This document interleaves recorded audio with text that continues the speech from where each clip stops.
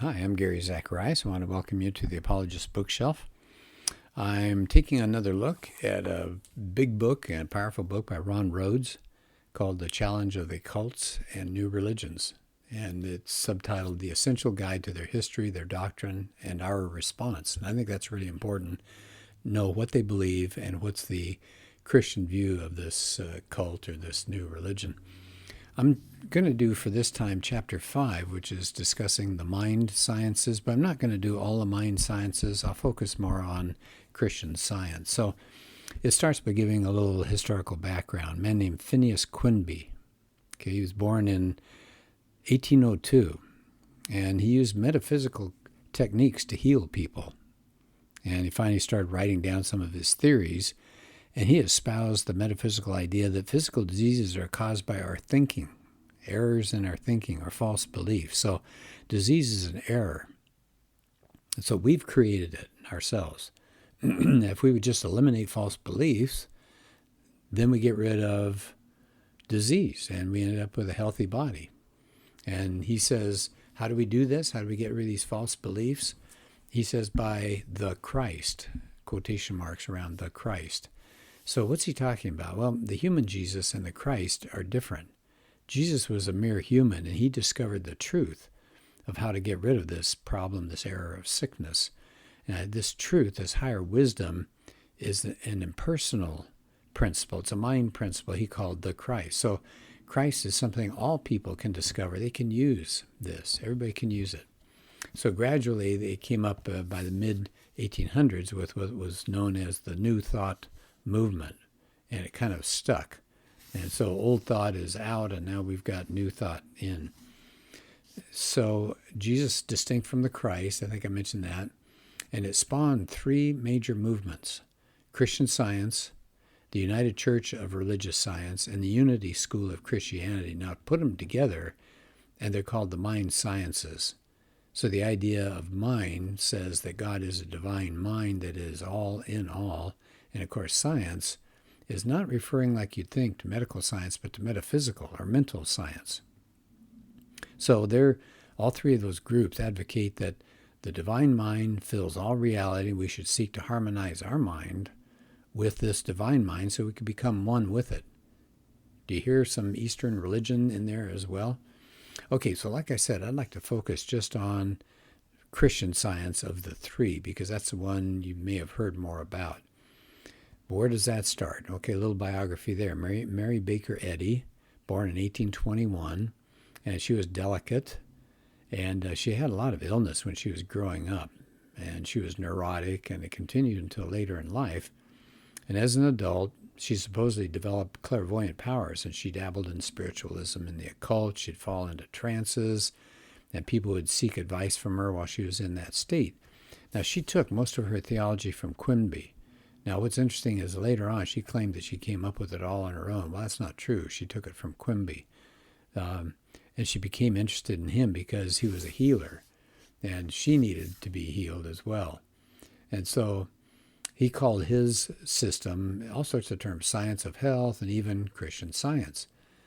Well, she wasn't an original thinker. She took it and she developed her own Christian Science. So after Quimby died in 1875, she published her book that was called Science and Health with Key to the Scriptures. I have a copy here at home. And it just barely mentions Quimby, and she sets forth her principles that she learned. She says her ideas were new revelation. Well, no, it wasn't. It was actually taken from Quimby. So that's plagiarism, and later it was found out. She denied stealing her ideas from Quimby, but an article in the New York Times documented it. She rebutted that she herself had discovered all these metaphysical healing techniques 3 days after she fell on icy pavement. She said doctors told her she only had 3 days to live, but she was restored to health because she used these metaphysical healing techniques. Well, the doctor who treated her, we even have his name, Dr. Alvin Cushing, contradicted her claim, said she was never in critical condition or near death, and he didn't know of any kind of miracle that she spoke of. Okay, so she eventually established what she called the Massachusetts Metaphysical College. She taught more than 4,000 students over an 8-year period. And then in 1879, she founded the Church of Christ Scientist. And it mushroomed. It really grew. By 1896, so we're talking only about 17 years, there are more than 400 churches and societies, Christian Science churches. She died in 1910. They had something like 1 million people attending these churches. And it says the church had some wonderful membership figures through the 1950s. In fact, I remember one of their churches, really nice-looking church close to my grandparents' house. But a decline started in the 1960s. One estimate said membership was about 400,000 in the mid-1960s. Today it says probably fewer than 250,000 members, and that's worldwide, not just the U.S. So they're not that big, certainly not as big as the Mormons and things like that, but I still think it's interesting, this whole mind science angle, so I do want to continue with this. So in the 1990s, the church got all sorts of negative press because the newspapers discovered that 18 children had suffered preventable death since 1980 because of the parents choosing Christian Science metaphysical healing rather than taking their children to a doctor. Wow. It says even several of the couples were tried and convicted for child endangerment, and actually some of them convicted for manslaughter. Then you had another controversy in the 1990s. Bliss Knapp was the person's name, wrote a book called Destiny of the Mother Church, and that declared Mary Baker Eddy to be equal to and the successor of Jesus Christ. It deified Eddy. And it says even some people within the Christian Science movement thought that was heresy. But the Knapps, the people that wrote the book, their family, stipulated that $90 million would be left to the church if they would publish that book and put it in Christian Science reading rooms. It says the church never really got that much money, but interesting. So let's get to some of their teachings. So what do they teach? Christian Science, start with the Bible. What do they say? It's to be interpreted esoterically. In other words, you have to seek a spiritual interpretation. And the only way you can do that, you have to use her book, The Science and Health with Key to the Scriptures, as a guide. So that book can unlock all the mysteries of the Bible. Nobody can really understand the Bible without that. So you don't judge Eddy's book according to what the Bible teaches. The Bible gets judged according to her teachings. So she even boasted, the works I have written on Christian Science contain absolute truth. So what does she say about sin, sickness, and death? Well, Christian Science says that those three things are just illusions. They can be conquered by denying them. They're just states of false belief. The only reality is God, or divine mind. Everything else that can exist, nothing else can exist except in your mind or your thoughts.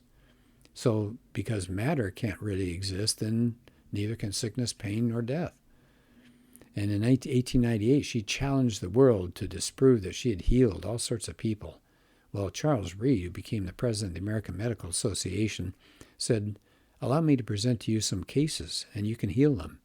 And said, if you can heal any of them, I'll proclaim your omnipotence from the housetops. She refused his offer. Are you surprised? No. What does she believe about God? Well, Eddy says God is not a person, just like Quimby said, rather a divine mind or divine principle, devoid of personality. So we don't approach God in a personal way. All is God, and there's nothing beside him. And God is spirit, so the spirit is the real and the eternal. Matter is unreal and temporary. What about Jesus? Well, just like what Quimby said, Jesus is a mere human who demonstrated the divine Christ. So Jesus wasn't himself the Christ, he just embodied the Christ.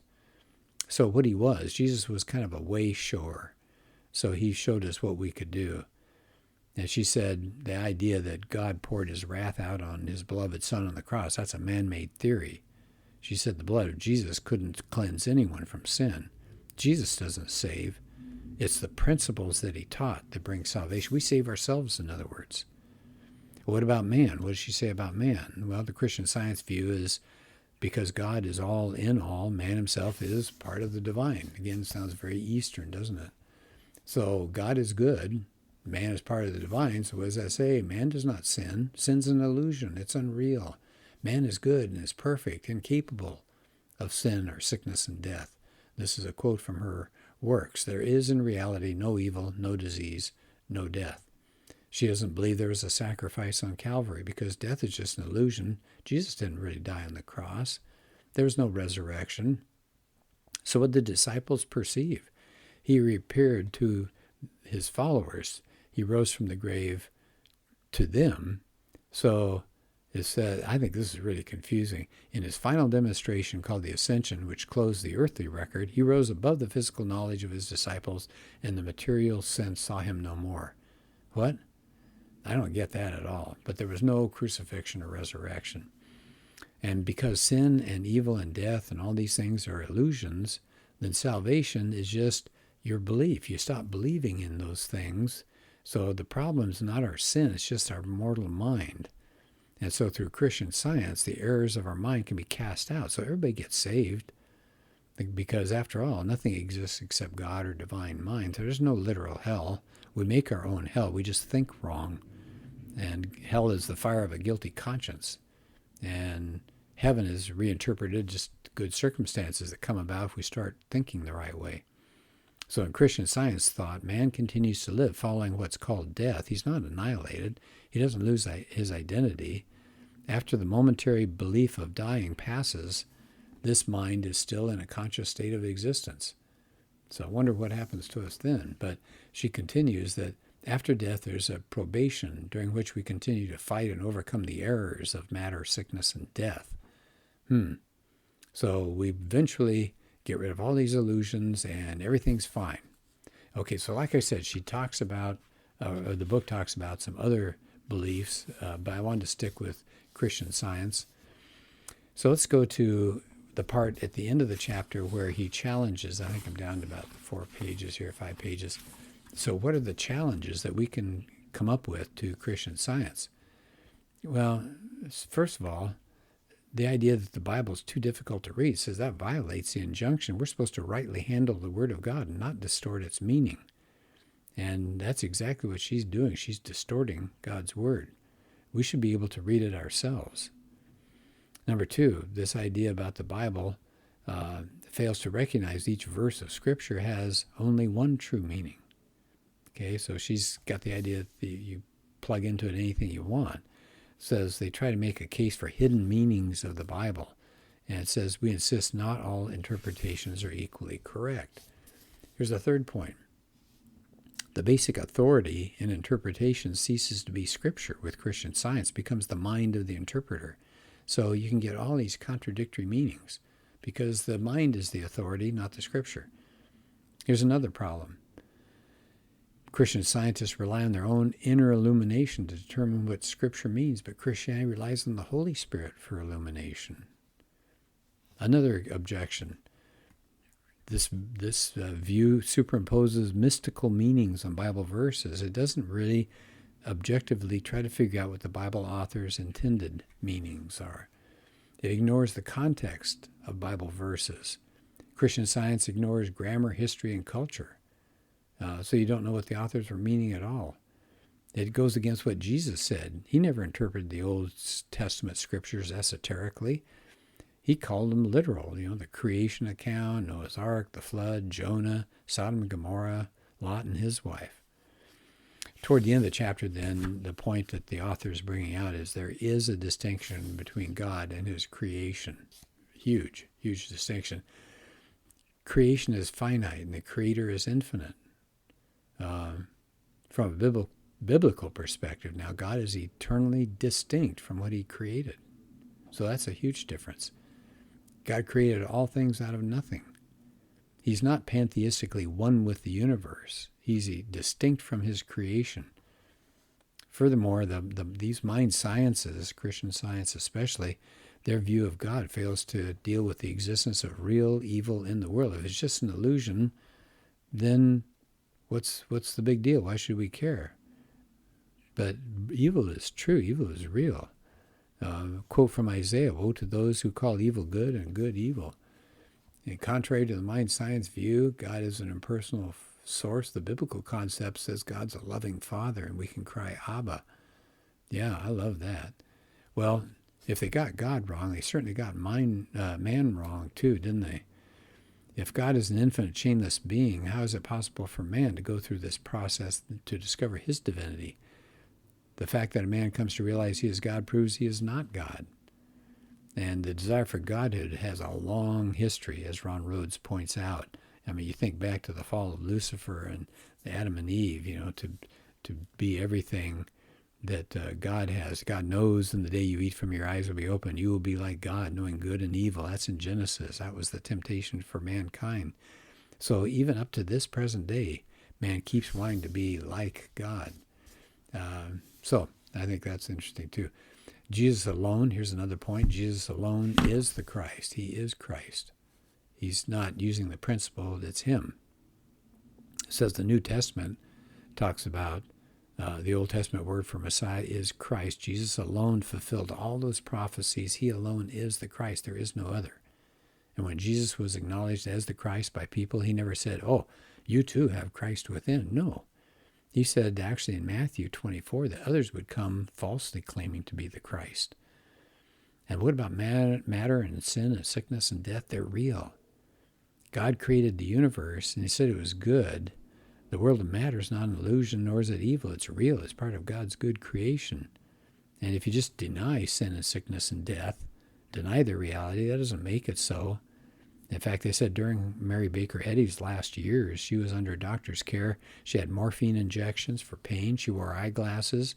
She had teeth extracted, and she actually died. It seems like that kind of knocks out everything that she's talking about.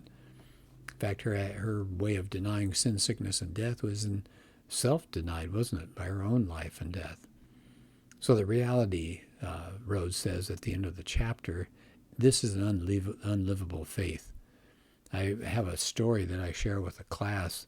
It's a story of a man who goes to visit his dying grandmother, and the grandfather, they are both Christian scientists, and she's dying and she's scared to death of what's coming, and she gets no help from her book, from her belief system. No other Christian science comes to visit her because they don't want to admit that there is such a thing as death, and it's really a sad scene. So that's what Rhodes is saying here. It's unlivable. If you really face pain in your life, maybe physical or emotional or mental, if you just say it's rooted in errors, that's no comfort. Denying that evil is real is itself evil. It just causes evil consequences in people's lives.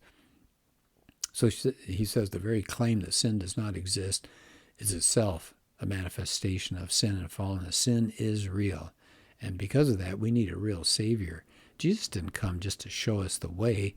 He came to die as an atonement for our sins. So you have to emphasize, he says, to mind science enthusiasts, it's only by trusting in Jesus you get real salvation because of a real Savior, John 3:16. So I wanted to give you just a brief view of this book again. Good material here, the history of a belief system and how it differs from Christianity and why Christianity has far better answers. All right, so it's called The Challenge of the Cults and New Religions. Well, thanks for joining me. Take care.